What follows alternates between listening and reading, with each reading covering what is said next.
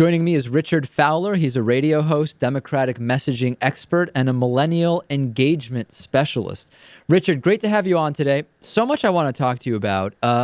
It's unclear if this is going to happen, but with Chris Christie and possibly some other Republicans becoming mainstream, maybe, we don't know if this will happen yet, and being more moderate on social issues, progressive Democrats are going to, I think, have to adjust some of the messaging, particularly on economic issues, to maintain a distinction from Republicans, because we're going to see two parties that are getting closer and closer together potentially. So let's start just broadly speaking. How should that be done on economic issues? Where are really the big distinctions that Democrats can continue to draw if Republicans moderate on the social issues? Well, first, thanks for having me, David. I really appreciate it. But I think you're completely right here. I think what Democrats have to do a better job of is sort of isolating the issues and making it kitchen table. What Republicans have done for, I think, decades and decades, they've been so good at making the message relate to the people. And I think as progressives, we spend so much time, I call it policy wonkery, where we're so into the policy and into the percentages and into the cuts, and we need to be more so, this is how it affects you at home. There is nobody out there in America that wants to cut pre-K programming, right? Nobody wants to cut pre-K funding, but we don't isolate pre-K funding and do it correctly. Like, you're going to hurt little Johnny from going to school. And now bring that home to your district instead of hope the sequester means, X billion cut here and 5 billion cut there. We have to make it real and impactful. And I think sometimes we're right on there's a couple places where progressives are right. We're right on the argument. We're right on the policy. Where we're wrong is we're wrong on telling the story. We're wrong on the message. And I think if we could do a better job of articulating our message and making our message real, something you can touch, something you can feel, tangible, then we'll destroy Republicans in elections, and beyond elections, we'll just destroy them when it comes to the people. There's some issues like the sequester that I think Democrats have had somewhat of a problem on, right? If we go back, gay marriage, abortion, there is a lot of clarity from progressive Democrats on these issues. It's absolutely clear both from those putting out the messages and from the voters receiving the messages. But on the sequester, things were a lot more muddled. In principle, progressives want to maintain funding for social programs, but want to shrink the size of the military. We see defense spending and the number of bases around the world as something problematic. Now, the sequester cuts kind of included both of those things, and I thought that this applies to Republicans too. The messaging on, well, are we for or against this and why, was very muddled in my opinion. I think you're completely right. I think we didn't do a good enough job on our side of articulating why Pentagon cuts were a good thing. And I think to add to your point, David, when we talk about solutions to the sequester or the quote-unquote balanced approach, what progressives don't do well enough is we don't talk about what is a balanced approach, right? We just say it's balanced approach, and that doesn't solve anything.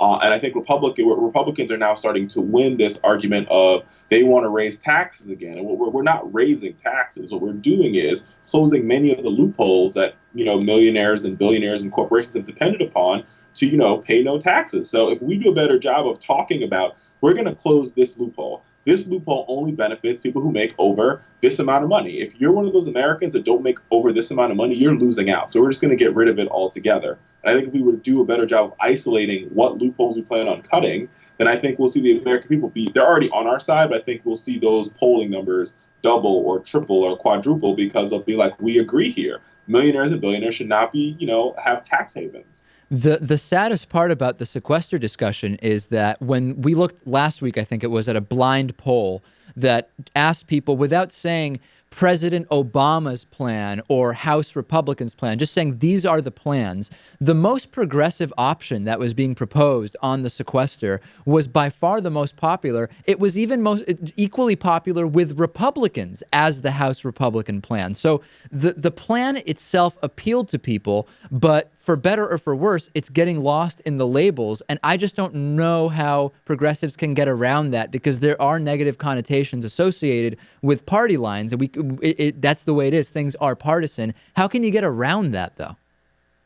I think that's a great point, Dave. I think you're completely right. On blind polling, our policies do better, but because of the labels and because it's attached to President Obama or Nancy Pelosi or Dick Durbin or the AFL-CIO, then, it's quote-unquote possibly considered negative by Republicans and those people on the right because there's negative connotations connected with those people on the right side of the aisle. So how we fix that is by telling our story a little bit better. Instead of using what I call grass tops community. So even though progressives are grassroots in nature, we see our communication strategy and our media strategy as a grass top down. And I think we need to alter that. We need to sort of turn, so I think almost like turning the hourglass up. So instead of communicating top down, we need to communicate bottom up, and we need to use some of our, smaller voices, some of our storytellers, right? So like you have air traffic controllers who are going to get furloughed in a couple of days. Why aren't we hearing from actual people who are going to get furloughed, and hearing from how they're going to deal with the fact that they're going to lose 1 day of pay every week?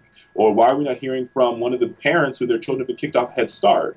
Right? Because when you tell those stories, then those policies resonate with the people a lot more, because they can touch and they can feel the air traffic controller's pain. They can feel the mother's pain as to take off from work because her child now goes to Head Start. But instead, what we have is we have our political elected leaders sort of telling the story. And, they can talk for, I say this all the time to progressive folks and some people that I work with. We can spend all the time in the world putting President Obama or Nancy Pelosi or union leaders up, but that doesn't do us as much good as giving 30 seconds of a mother whose child's kicked off Head Start, or somebody who you can touch, feel, or you could identify with them or relate to them or relate it, like, they're more relatable to you. No question. And Republicans have done a really good job of telling one personal story on social issues, at least, and really taking that one story and getting a ton of impact with it, more so than really they should if we were having logical discussion. And maybe you're right. Maybe the telling the personal stories is a way that the Democrats can get some of that momentum back. You're completely right. And I think, beyond telling our personal story, we live in what happens in the progressive media world is that we live in this echo chamber, right? Right. So we're all talking to each other, like I'm talking to you, you're going to come on my show and talk to me, and that's fine. But our universe is only so big. Right, so we need to break out of our universe and try to go after those individuals that listen to Rush Limbaugh or listen to Lars Larson or listen to all those, or Sean Hannity, because a lot of those people, even though they listen to Sean Hannity and Rush Limbaugh every day, they don't necessarily subscribe to all those particular policies. And if we could reach to them and say, listen, your next door neighbor's child's been kicked out of Head Start, or 2 doors down from you, the air traffic controller's been furloughed for a day, they'll be like, wow, I didn't know that was happening in my backyard. Let's change this. Let's try to change this and make a difference on this. And I think what you begin to see a lot of the times is when you start to tell that conversations, progressives do a lot better and progressives win a lot more. And I think one place we've seen that happen is in the youth movement in particular, with peer-to-peer communication, right? So we have college students registering college students talking about college students' issues. That chamber has allowed for many of them to go out and vote for the president, not because of President Obama, more so because, their friends doing it, or because their friends telling them why it's important, this election is important to them. All right, Richard Fowler, radio host, Democratic messaging expert, Millennial Engagement Specialist. Richard, next time, once things settle down on drones, if they do, I want to get you back and talk about the progressive position on drones. I think that's probably a whole segment right there. Richard, thanks very much. Thanks for having me.